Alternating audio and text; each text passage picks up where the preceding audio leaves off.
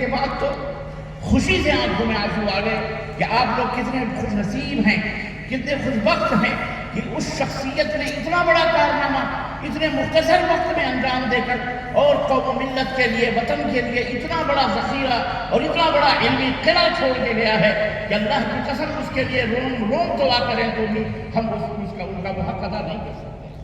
یہ اللہ رب العزت کا فضل ہے، ذالک فضل اللہ یؤتیہ من یشاء۔ اللہ ہر ایک کو یہ برکتیں نہیں عطا کرواتا۔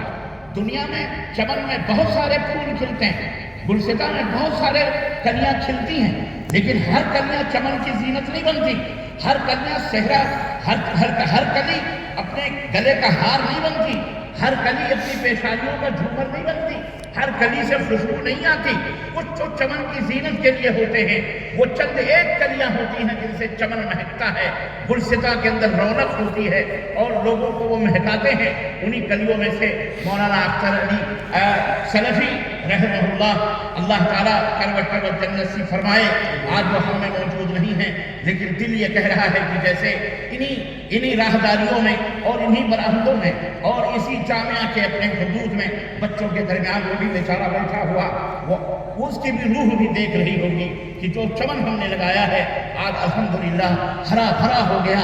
آج وہ منظر دیکھنے کو ملا کہ حفظ کے طلبہ ماشاءاللہ قرآن کی تلاوت کر رہے ہیں، ان کی دستار بندی ہو رہی ہے، علماء ماشاءاللہ تبارک تعالیٰ فضیلت کی سندیں لے کر کے، لڑکیاں بخاری اور مسلم کے صفحے کھول کر پڑھ رہی ہیں۔ یہ بڑی خوش نصیبی کی بات ہے، یہ بڑی خوش نصیبی کی بات ہے۔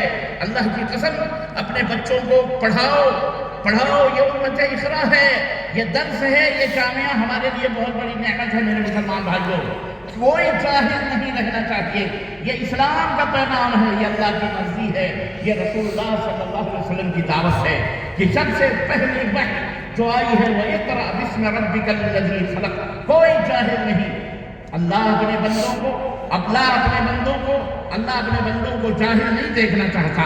نبی کریم صلی اللہ علیہ وسلم اپنی امت کو جاہل نہیں دیکھنا چاہتے، بلکہ ہم اللہ اس کے رسول کی یہ مرضی ہے کہ اللہ کا ہر بندہ، اللہ کی ہر بندی، اللہ کا ہر بندہ، رسول کا ہر امتی، نبی کی ہر باقی امتیہ جو ہے وہ قرآن اور سنت کی تعلیم سے، اللہ کی معرفت سے، دنیاوی علوم سے آشنا ہو اور اس دنیا کو گلے گلزار بنائیں۔ تو یہ اتنا بڑا جامعہ، تھوڑا آواز تھوڑا صحیح، اتنا بڑا جامعہ اور اتنا بڑا قلعہ اللہ تعالیٰ نے آپ کو سپول جیسی دھرتی پہ دیا ہے، اور احباب نے بتایا یہی نہیں بلکہ اس کے علاوہ اور بھی بہت سارے مدارس ہیں، بنات کے مدارس ہیں، کلیہ فاطمہ الزہرا ہے، کہیں اور مدرسہ ہے، کہیں اور ہیں، اسکولز ہیں، کئی ہزار بچے پڑھتے ہیں، بچیاں پڑھتی ہیں۔ میرے عزیزوں، میرے دوستوں، یہ چند وہ شخصیتیں ہوتی ہیں جن سے انقلاب پیدا ہوتا ہے، جن سے ملک اور وطن سجتے اور سمجھتے ہیں۔ ہر ایک کے قسمتوں میں یہ دار و حسن کہاں، ہر ایک کا مقدر یہ نہیں ہوتا۔ تو اپنے انہی بچوں کو جو آپ پڑھا رہے ہیں، مولانا علی اختر صاحب بھی آپ ہی کسی کے بھائی رہے ہوں گے، کسی کے بیٹے رہے ہوں گے، کسی کے بھتیجے رہے ہوں گے، کسی کے نواسے رہے ہوں گے، کسی کے پوتے رہے ہوں گے، کسی کے دادا، کسی کے باپ رہے ہوں گے۔ الحمدللہ اسے ایک شخصیت نے آج اتنا بڑا کارنامہ انجام دیا۔ آج جو بچے پڑھ رہے ہیں، ان بچوں میں نہ جانے آگے فیوچر میں، مستقبل میں کون کیا بننے والا ہے۔ ہماری بہن بیٹیاں پڑھ رہی ہیں، ان میں کون کیا بننے والا ہے، ان سے کیا انقلاب اور تبدیلی ملک کے اندر، معاشرے کے اندر، سماج کے اندر پیدا ہونے والی ہے، ہم نہیں جانتے، اللہ جانتا ہے۔ اور اللہ من یرد اللہ بہ خیرا یفقہہ فی الدین، اللہ جس کے ساتھ خیر چاہتا ہے اللہ اسے دین کی سمجھ عطا فرماتا ہے، اسے دینداری سے قریب عطا فرماتا ہے۔ ان اللہ یؤتی الدنیا من یحبہ ومن لا یحبہ، اللہ دنیا سب کو دیتا ہے، جو دیندار ہیں انہیں بھی، جن سے اللہ محبت کرتا ہے انہیں بھی، اور جس سے اللہ نفرت کرتا ہے، جو اللہ کے دشمن ہیں اللہ انہیں بھی دنیا دیتا ہے۔ الا الدین، سوائے دین کے اللہ دین کی سمجھ صرف انہی کو عطا فرماتا ہے جو اللہ کے محبوب ہوتے ہیں، جو اللہ کے پیارے ہوتے ہیں۔ آپ کا یہاں بیٹھنا، اتنی رات کو یہاں حاضر ہونا، اپنی جیبوں سے اللہ کی راہ میں چوک آ کر کے مال کو خرچ کرنا، اپنے بچوں کو لانا، یہ آپ کے ایمان کی، محبت کی، اللہ سے قربت کی دلیل ہے کہ اللہ تبارک و تعالیٰ سے آپ کو محبت ہے۔ آپ دین سمجھ کرنے کے لیے آئے ہیں، آپ اپنے ایمان کو روشن کرنے کے لیے آئے ہیں۔ آپ گناہوں سے، ہم سب لدے پھدے گناہوں سے ہیں، ہم اپنے گناہوں کی پاکی حاصل کرنے کے لیے یہاں آئے ہیں، ہم اللہ کی رحمت اور برکت اور مغفرت لینے کے لیے آئے ہیں۔ تو سنو، نبی کریم صلی اللہ علیہ وسلم کی بشارت بھی، خوشخبری بھی سنتے جاؤ کہ مجتمع قوم فی بیت من بیوت اللہ، اللہ کے نبی نے فرمایا کہ اللہ کے گھروں میں جب بھی کوئی قوم اللہ کا ذکر کرنے کے لیے، اللہ اس کے رسول کا بیان کرنے کے لیے اکٹھا ہوتی ہے، اور جب وہ مجلس ختم ہوتی ہے تو پکارنے والا پکارتا ہے ارجعوا الی بیوتکم قد غفرتم، او کما قال النبی صلی اللہ علیہ وسلم، کہ لوٹ جاؤ اپنے گھروں کی طرف، بلکہ اس سے پہلی والی حدیث یہ ہے نزلت علیہم السکینہ وغشیتہم الرحمہ، ان کے اوپر ملائکہ کا نزول ہوتا ہے، امن و شانتی اترتی ہے، فرشتے انہیں اپنے پروں میں لے لیتے ہیں، اور جب مجلس ختم ہوتی ہے تو پکارنے والا پکارتا ہے اپنے گھروں کی طرف پلٹ جاؤ، اللہ نے تمہارے گناہوں کو معاف فرما دیا ہے۔ آؤ مل جل کر کے دعا کریں، بار الہ ہم گنہگار، بدکار، سیاہکار، گناہوں سے ہم بالکل سیاہکار ہیں، اللہ تبارک و تعالی ہمارے گناہوں کو معاف فرما دے مولا، اللہ ہمیں گناہوں کو دھل دے مولا، اے اللہ تعالی ہم سب کو جنت میں جگہ عطا فرما مولا، اے اللہ ہم سب کی قربانیوں کو قبول فرما مولا، اے اللہ ہم تیری رضا اور تیری خوشنودی کے خواہش مند ہیں، اے اللہ اپنی رضا اور خوشنودی سے ہمارے اوپر جنت کو واجب اور فرض کر دے مولا، اللہ ہمیں اپنی رضا اور خوشنودی کے سائے میں قیامت کے دن جگہ عطا فرما مولا، اپنے نبی کی شفاعت نصیب فرما مولا، اپنے نبی کے جھنڈے کے نیچے جگہ عطا فرما مولا، اے اللہ تبارک تعالی ہم سب کو جنت میں جگہ عطا فرما۔ عزیزان محترم، تو عرض میں یہ کر رہا تھا کہ یہ منظر اور یہ تمام سب چیزیں، علماء کی ایک عظیم ٹیم اور ان کی محبتیں اور ان کی ضیافتیں، ان کی تقریب، اور ہر ایک پوچھے جا رہا ہے ماشاءاللہ آپ کی محبتیں، آپ ہم تک نہیں پہنچے لیکن آپ کی باتیں مکمل ہمارے یہ احباب اخوان پہنچاتے رہے کہ یہاں پر کس طرح سے لوگ محبت کرتے ہیں۔ اللہ تعالیٰ آپ کی محبت جس کے لیے ہے، اللہ آپ سے محبت فرمائے، اور اللہ اس محبت کے بدلے ہم سب کو اللہ جنت میں جگہ عطا فرمائے۔ عزیزان محترم، آئیے ان چند تمہیدی کلمات کے بعد 2-3 باتیں میں آپ کی خدمت میں رکھنا چاہوں گا۔ بہت سارے مشائخ نے، علماء نے، حضرت مولانا امیر جماعت جمعیت اہل حدیث ہند مرکزی جمعیت مولانا اصغر علی امام مہدی، جو ہم سب کے امیر ہیں، جماعت کے امیر ہیں، جمعیت کے امیر ہیں، وہ بھی اپنا بیان دے کر کے ماشاءاللہ تبارک اللہ یا رخصت ہو چکے ہوں گے یا آرام کر رہے ہوں گے۔ مولانا خورشید احمد صاحب اور دیگر علماء اور مشائخ نے بڑے اچھے موضوعات پہ تقریر کی ہوگی۔ بہرحال ہم نے جتنا سنا ہے اگر اتنے پہ عمل کر لیں تو انشاءاللہ ہماری نجات کے لیے کافی ہے، لیکن 2-3 باتیں میں بھی حاضر ہوں اتنی دور سے، تو میں آپ کی سماعتوں کی، آپ کے دلوں پر اور آپ کے دلوں میں کچھ بٹھانے کی کوشش کر رہا ہوں، اور میری درخواست ہے کہ جب تک بیٹھے سکون اور اطمینان کے ساتھ، اور میری ماں و بہنوں سے بھی درخواست ہے کہ کچھ جائیں تو بہت کچھ تو لے چکی ہیں، مجھ ناچیز سے بھی کچھ حصہ لے کر کے جائیں تاکہ دنیا میں بھی اور آخرت کے اندر آپ کے لیے خیر ہو بھلا۔ عزیزان محترم، ہم سب چاہتے ہیں کہ پوری دنیا کے اندر اور ہماری صفوں میں اجتماعیت پیدا ہو، اتحاد پیدا ہو، محبت پیدا ہو۔ ہم سب چاہتے ہیں کہ امن ہو، شانتی ہو، سکون ہو، کیونکہ امن سے بڑھ کر کے دنیا میں کوئی چیز نہیں۔ امن اور صحت اور تندرستی، غالب نے کہا تھا کہ تنگ دستی 1000 ہو غالب، تندرستی 1000 نعمت ہے۔ تو امن اور سلامتی کے ساتھ زندگی گزر جائے، ہم سب چاہتے ہیں، لیکن صرف چاہنے سے کوئی چیز حاصل نہیں ہوتی، اس کے لیے جد و جہد کرنا پڑتی ہے، اس کے لیے معلومات حاصل کرنا پڑتی ہے، اس کے لیے ان راہوں پر چلنا پڑتا ہے۔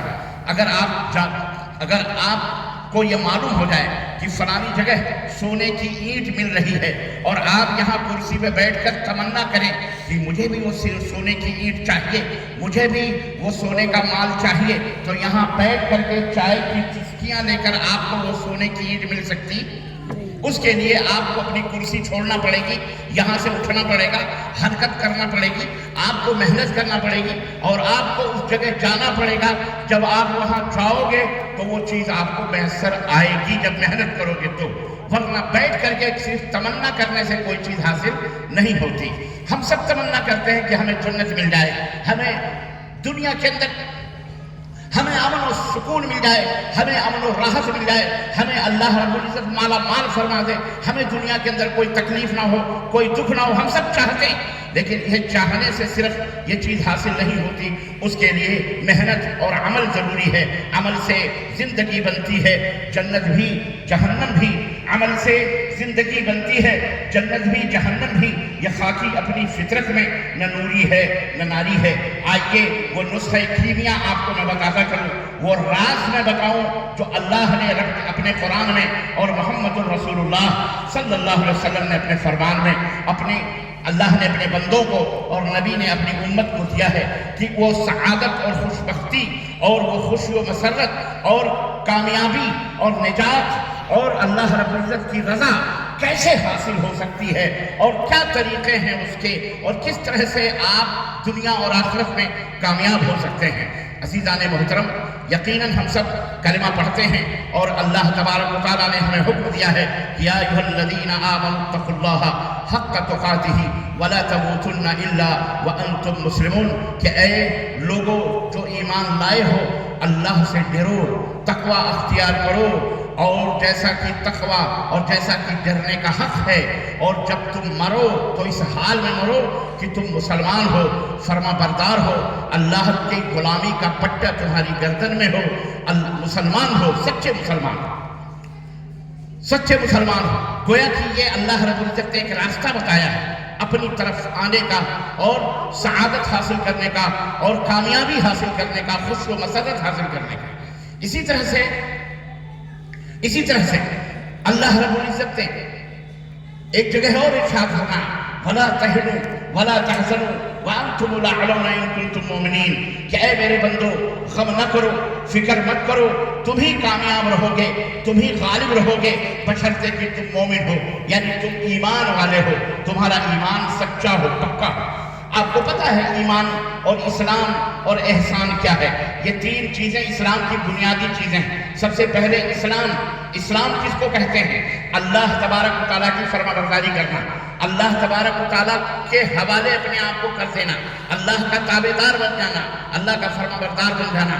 اور اس کے 5 ارکان ہیں۔ کتنے ارکان ہیں اس کے؟ اسلام کے 5 ارکان ہیں۔ نمبر 1 کلمہ شہادت، اشہد ان لا الہ الا اللہ واشہد ان محمد رسول اللہ، میں گواہی دیتا ہوں کہ اللہ کے سوا کوئی معبود برحق نہیں، میں گواہی دیتا ہوں کہ محمد صلی اللہ علیہ وسلم اللہ کے رسول ہیں۔ نمبر 1 یہ کلمہ شہادت ہے۔ نمبر 2 نماز قائم کرنا۔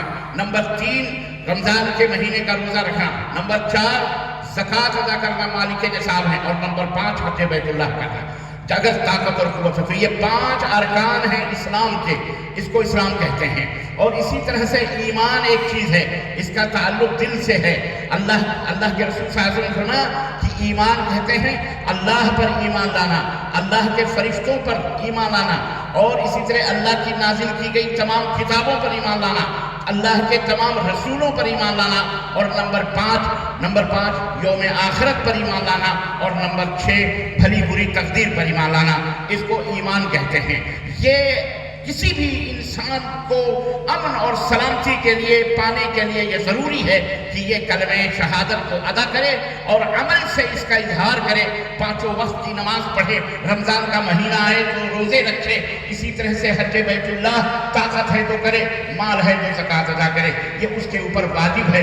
اگر کوئی انسان کلمہ پڑھتا ہے لیکن وہ عمل میں کھوٹا ہے، نماز نہیں پڑھتا، وقت آ چکا ہے، سو رہا ہے، کاروبار میں لگا ہوا ہے، گپ بازیوں میں لگا ہوا ہے، نماز کو ترک کر رہا ہے، تو یقین مانیے اللہ کے رسول صلی اللہ علیہ وسلم نے فرمایا کہ من ترک الصلاۃ متعمدا فقد کفر، جان بوجھ کر کے نماز کو چھوڑ دینے والا کافر ہو جاتا ہے، وہ دائرہ اسلام سے باہر ہو جاتا ہے، وہ کفر کرتا ہے۔ اس لیے کچھ بھی ہو جائے، کسی بھی صورت میں نماز کو مت چھوڑو، نماز کو مت چھوڑو میرے نوجوانوں، میرے بزرگوں، میری ماں اور بہنوں، نماز کو ادا کرو، اس کے وقت کے اوپر ادا کرو۔ جہاں کہیں بھی پانی نہیں مل رہا ہے تیمم کرو، لیکن نماز معاف نہیں ہے۔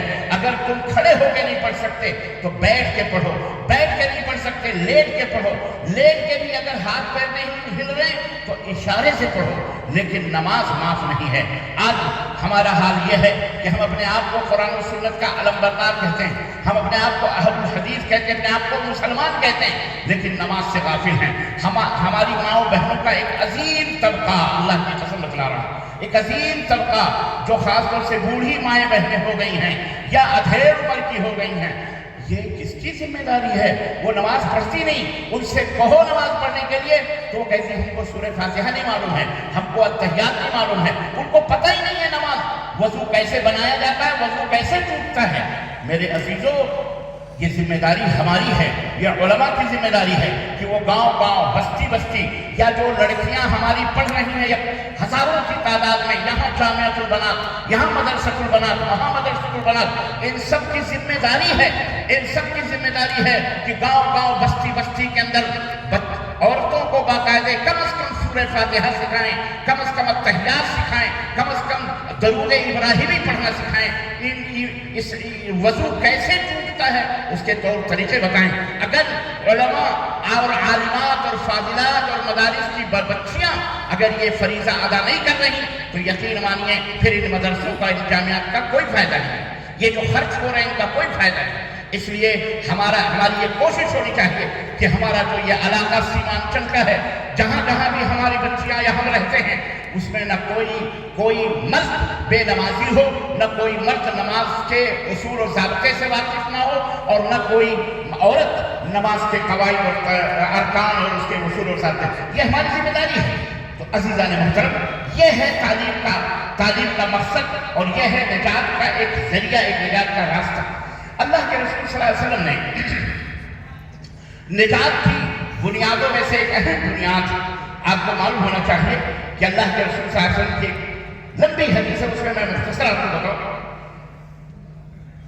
دو چیزیں ہیں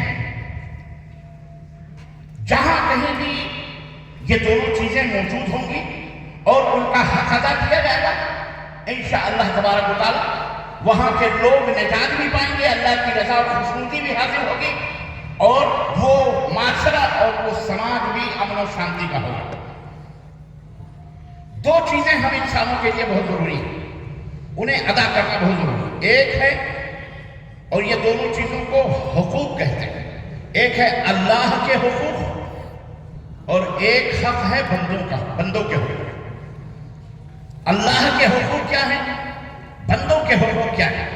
یہ دو چیزوں کا علم اگر آپ کو ہو گیا اور پھر اس کے مطابق آپ نے عمل کیا تو یقین مانیے دنیا کے اندر بھی آپ کی سعادت اور خوشنود آپ کے لیے مسرت ہی مسرت، اور مرنے کے بعد بھی انشاءاللہ تبارک تعالیٰ مسرت ہی مسرت، خوشی ہی خوشی، اور اللہ کی رضا اور خوشنودی۔ نمبر ایک، سب سے پہلے اللہ کے حقوق کو جاننا۔ اللہ کے حقوق کیا ہیں؟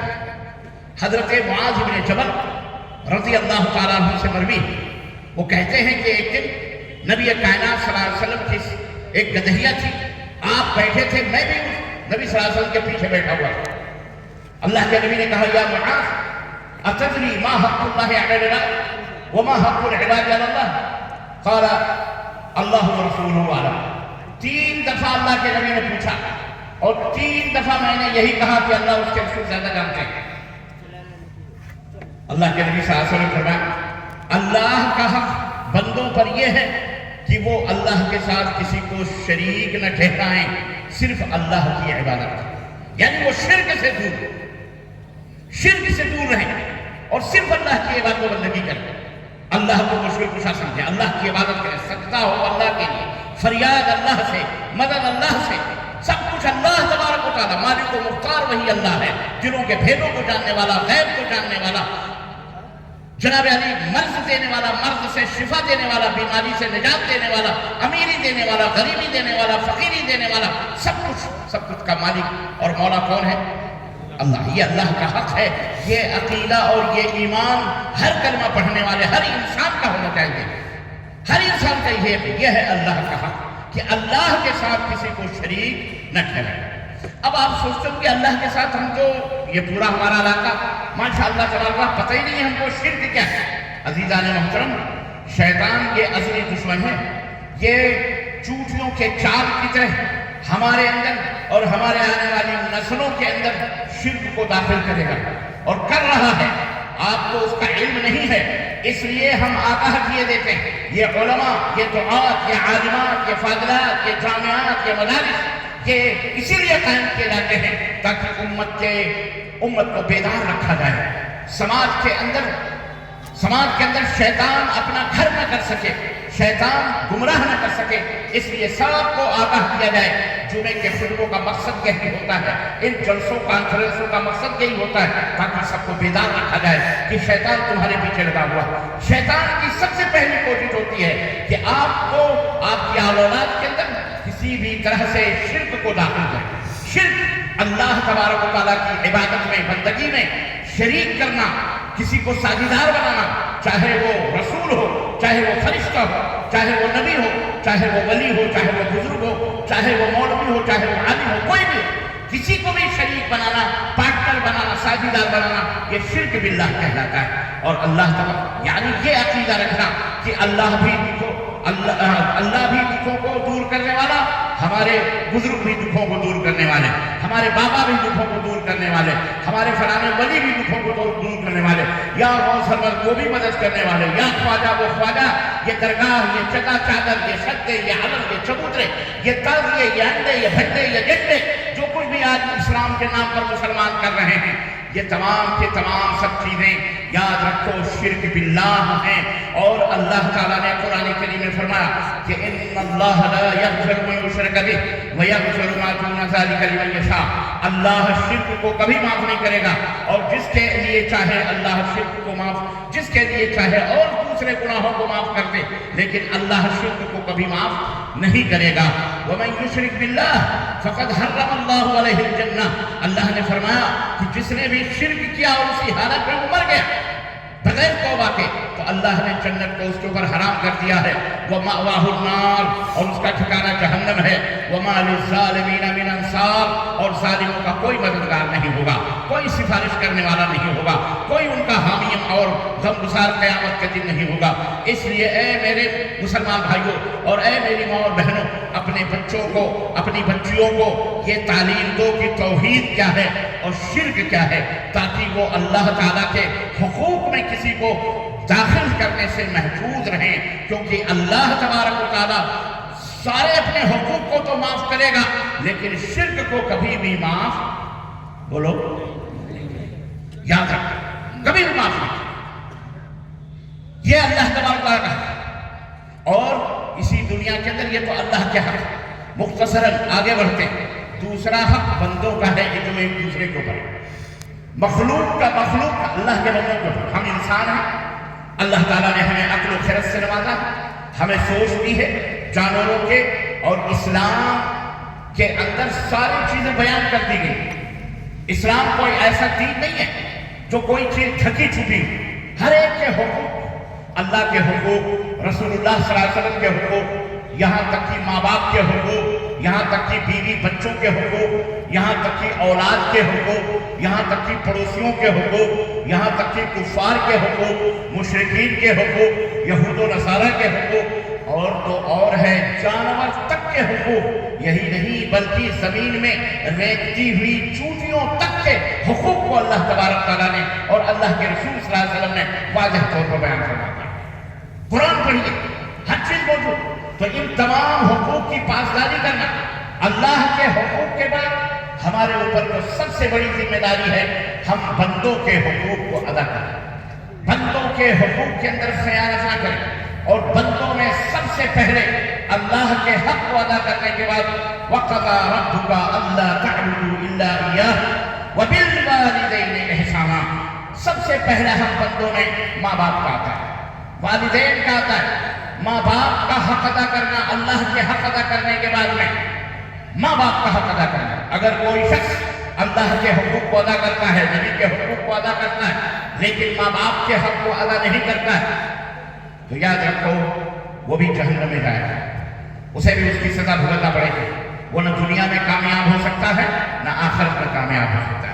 ماں باپ کی خدمت کرنا، ماں باپ کے حکم کی فرمانبرداری کرنا، فَلَا تَقُلْ لَهُمَا اُفٍّ وَلَا تَنْهَرْهُمَا، اللہ نے فرمایا اپنے والدین کو اف بھی مت کرو، اگرچہ وہ تمہاری پوری دولت اڑا دے، وہ تمہارے کمائے ہوئے پیسے انگار لگا دیں، اگرچہ وہ اپنی پراپرٹی بیچ دیں، تمہارے سامنے تمہارا باپ یہ سب حرکتیں کر رہا ہو، ہوش و حواس میں رہتے ہوئے تمہاری ماں ہر چیز کو ختم کر رہی، ہوش و حواس میں رہتے ہوئے اپنی مرضی سے تمہیں اف بھی کہنے کا حق حاصل، یاد یہ حق ہے، ایک حق ہے۔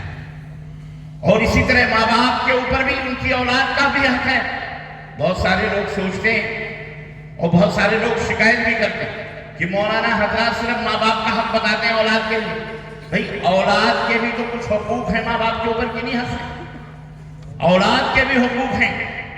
اولاد کے حقوق میں سے سب سے پہلا حق یہ ہے کہ آنے والی نسل کے لیے، اپنے بچے کے لیے ایک بہترین ماں کا انتخاب کرنا، ایک بہترین ماں کو ایک بہترین بیوی چوائس کرنا، لانا منتخب کر کے، بیاہ کر کے، تاکہ اس کی آنے والی جو اولاد ہے، لڑکا یا لڑکی، وہ اس کے لیے بہترین ماں ثابت ہو۔ اب یہ بہترین ماں کیسے آپ ڈھونڈو گے، کیسے تلاش کرو گے؟ آج کل کے ہمارے سماج اور معاشرے میں تو جناب عالی، پہلے تو شاید اس معاشرے میں یہ بات نہیں تھی مسلمانوں میں، لیکن آج دھیرے دھیرے غیروں کی صحبت میں رہتے ہوئے گرگٹ کی طرح ہم بھی رنگ بدلنا شروع کر دیے۔ تربوزے کو دیکھ کے تربوزہ رنگ بدلتا ہے۔ آج ہمارے معاشرے میں بھی ہم نے دیکھا کافروں کے ہاں تلک چل رہے ہیں، ہم نے دیکھا ان کے ہاں جہیز چل رہے ہیں، ہم نے دیکھا ان کے ہاں برچکائی چل رہی ہے، ہم نے دیکھا کہ ان کے ہاں بارات کے جا رہے ہیں، ہم نے دیکھا ڈی جے بجائے جا رہے ہیں، ناچ اور بھنگڑے ہو رہے ہیں، لاؤڈ اسپیکروں کے ذریعے سے گھوڑیاں اور سہرے اور جناب علی الا بلا بدتر جو کفار ہیں، دنیا پرست ہیں، جن کا اسلام سے اللہ سے کوئی تعلق نہیں، وہ یہ تمام سب کر رہے ہیں۔ آج مسلمانوں کے اندر بھی یہ بلا اور یہ مصیبت آ گئی۔ افسوس کا مقام کشن گنج کے اندر ایک ہوٹل میں ٹھہرا ہوا تھا، رات کو پٹاخے شروع ہو گئے، میں نے کھڑکی کھول کے دیکھا وہ ساری مسلم عورتیں بے پردہ آ رہی ہیں، ہوٹل میں جا رہی ہیں۔ پتہ چلا، میں نے پوچھا یہ کیا ہو رہا ہے؟ ڈی جے بج رہے ہیں، گانے بج رہے ہیں، ڈانس ہو رہا ہے۔ کہنے لگے یہ شادی ہے نا، کہ کس کی شادی ہے؟ کوئی کافروں کی ہے؟ کہنے لگے نہیں نہیں، یہ مسلمان ہے۔ ہم نے کہا اعوذ باللہ استغفر اللہ، یہ مسلمان جنہیں دیکھ کے شرما گئے، یہ مسلمان ہے، یہ مسلمان ہے۔ اور اس کے اوپر اگر شیطان ان کو جوتے مارتا ہے، ان کی مسجدوں کو ڈھاتا ہے، شیطان ان کو کچوکے لگاتا ہے، شیطان ان کو برا بھلا کہتا ہے، شیطان ان کے مدارس پر قبضہ کرتا ہے، شیطان ان کی بہو بیٹیوں کو قتل کرواتا ہے، بھگواتا ہے، تو اس کے اوپر یہ چلاتے ہیں کہ ہم مسلمان ہیں۔ کون سے مسلمان؟ اللہ نے دولت اسی لیے دی کہ ڈی جے اور باجے اور گانے اور ڈانس اور فرینڈس اور گانے اور بجا بجا کر کے شادی اور بیاہ کرو۔ اس طرح تم ماں کی تلاش کرو اپنے آنے والے بچے کے لیے۔ یہ تم نے اولاد کا حق دیا ہوا ہے۔ سنو، اللہ کے رسول صلی اللہ علیہ وسلم نے کوئی بھی چیز، نہ اللہ نے نہ رسول اللہ صلی اللہ علیہ وسلم نے اپنے ماننے والوں کے لیے کوئی چیز کمی نہیں کری ہے، ہر چیز بتا دی ہے میرے یارو۔ اللہ کے ہاں تم کھڑے ہوگے، لا تزول قدم عبد حتی یسأل عن ربہ، آپ قیامت کے دن اللہ کے سامنے کھڑے کیے جائیں گے، اور جب تک 4 سوالات کے جوابات نہیں دے دیں گے تب تک آپ اپنی جگہ سے ہل نہیں سکتے۔ یہ ایمان ہے کہ نہیں ایمان؟ اگر نہیں جانتے ہو تو سنو، اللہ تعالیٰ سوال کرے سب کو، ہم کو، تم کو، سب کو۔ اللہ پوچھے، کھڑے کرے گا اللہ سامنے۔ اللہ کے نبی صلی اللہ علیہ وسلم فرماتے ہیں یسأل عن عمرہ فیما افنی، اللہ پوچھے گا میں نے تجھے عمر دی تھی، ایک زندگی دی تھی 60 برس کی، 70 80 90 100 50 40، یہ زندگی دی تھی۔ اے عورت، اے میری بندی، اے میرے بندے، بتا تو نے اس عمر کا کیا کیا؟ یہ عمر، یہ امانت ہے اللہ تعالیٰ کی طرف سے، یہ امانت ہے، اس کے بارے میں پوچھے جاؤ گے۔ اللہ پوچھے گا جب تک اپنی جگہ سے ہل نہیں سکتے۔ دوسرا سوال کیا جائے گا عن شبابہ فیما بلاہ، جوانی ادا کی تھی، کہاں جوانی کو بتایا؟ طوائفوں میں، رنڈی بازی میں، جوئے میں، شراب میں، حرام خوری میں، قتل اور خون اور چوری چکاری میں، یا اللہ کی عبادت و بندگی میں، دنیا کے اندر امن و سلامتی کو پھیلانے میں، اللہ کے دین کو پھیلانے میں، اللہ کی عبادت اور احکام پہ عمل کرنے میں کہاں گزاری اپنی جوانی کو؟ بیڑی، سگریٹ، گٹکے، پان، نہ جانے کیا کیا آدھا بڑا بدتر. میں نے یہ منہ عطا کیا تھا، یہ گجر نہیں بنایا تھا میں. تمہیں نشہ بازی کے لیے دنیا میں نہیں بھیجا تھا میں. پوچھے گا اللہ تعالیٰ، کیا جواب دوں؟ دوسرا سوال. تیسرا سوال ہوگا وَعَنْ مَالِهِ مِنْ أَيْنَ اكْتَسَبْتَهُ فِيمَا أَنْفَقْتَهُ. یہ جو مال آپ کھیت باڑی کمائی نوکری چاکری پوچھ جو کماتے ہو، اس کے بارے میں پوچھا جائے گا کہاں سے کمایا تھا یہ مال؟ کسی کی جیب تو نہیں کاٹی، کسی کی ٹوپی تو نہیں پھرائی، اس کی ٹوپی اس کے سر، اس کی ٹوپی اس کے سر، اس کا قرضہ اس سے لے کر، اس کا قرضہ اس سے لے کر دنیا کے اندر گھماتے رہے. ان کی جائیداد قبضہ کری، ان کے گھر کے اوپر قبضہ کیا، ان کا کھیت مارا، ان کی بھینس چوری کری، ان کی گائے بیچ دی، ان کی زمین بیچ دی، ان کی پراپرٹی بیچ دی، ایک دوسرے کا حق کھاتے رہے. کہاں سے مال کو کمایا؟ کہاں سے اتنے بڑے مالدار ہو گیا؟ کہاں سے مال ہے؟ وَفِيمَا أَنْفَقْتَهُ. اور یہ نہیں کہ میرا مال میری مرضی، میں جیسے چاہوں خرچ کروں. نہیں، اللہ پوچھے گا میری مرضی کے حساب سے خرچ کیا تھا، کہاں خرچ کیا تھا؟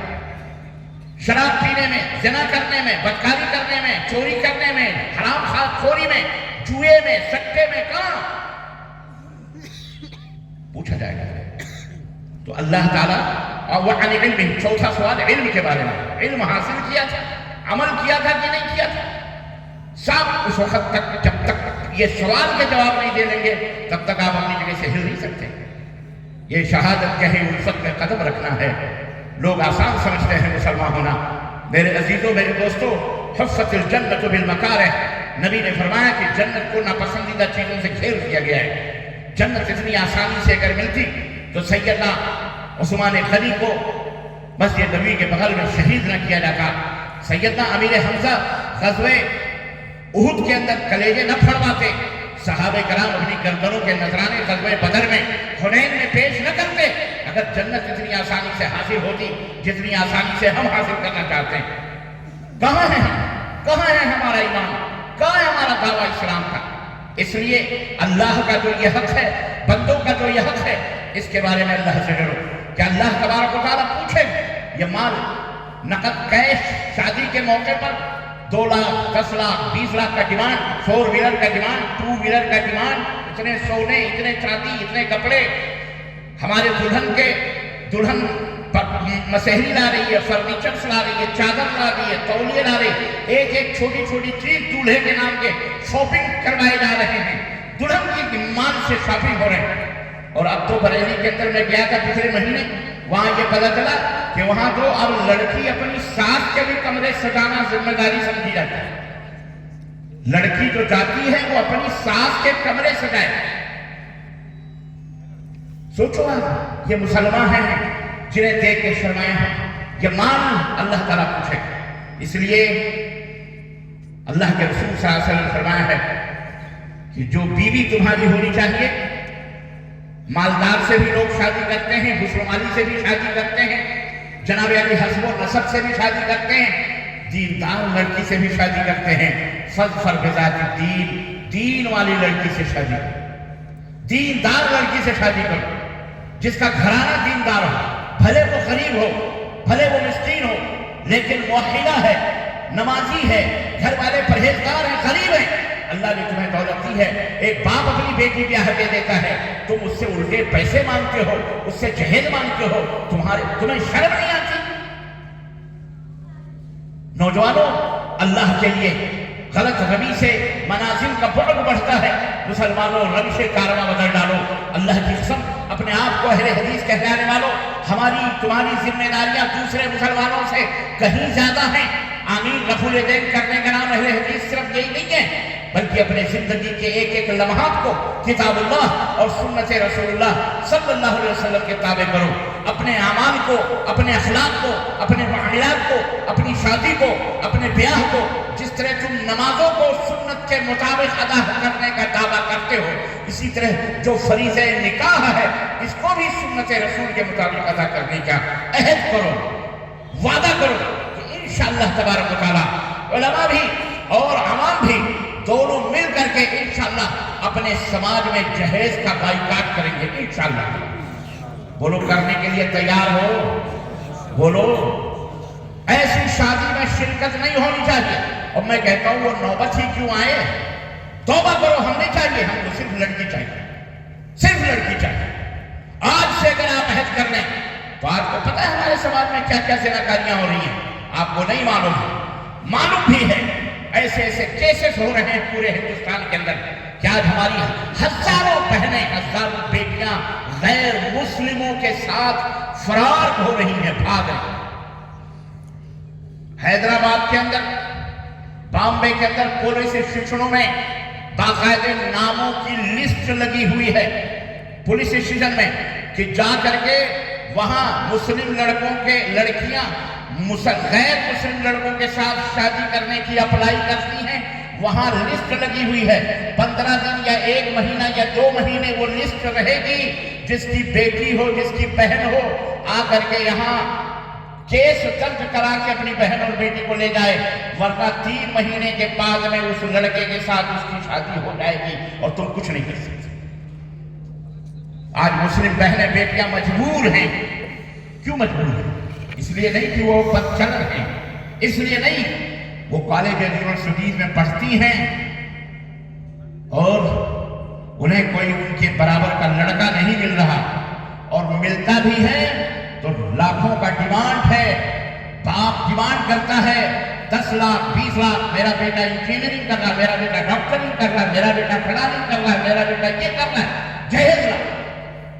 اور وہ غیر مسلم جو پلاننگ کے ساتھ بھیڑیے بیٹھے ہوئے ہیں کہ مسلمان سماج میں اور معاشرے میں کس طرح ان کے بال بچوں کو ذلیل و برباد کیا جائے اور ان کو قتل کیا جائے، بیٹھ کر کے اس کو بہلا کر پھسلا کر اور اس کے ڈیمانڈ کو پورا کر کے جھوٹا پیار، جھوٹی محبت، گرل فرینڈ پتہ نہیں کیا ہوتا ہے، بوائے فرینڈ پتہ نہیں کیا ہوتا، بنا بنا کر اور پھر بدکاری کر کے لے جا کے نہر میں قتل کر کے پھینک دیتا ہے، یا کسی کھیت میں یا کسی گنے کے کھیت میں، اور اسے اس طرح سے اس کی لاش بعد میں گھر والوں کو بتا دیتا ہے۔ کوئی بچ بچا کے آئی تو عزت کا رونا روتا ہے باپ، پہلے کیوں نہیں سوچا اسے؟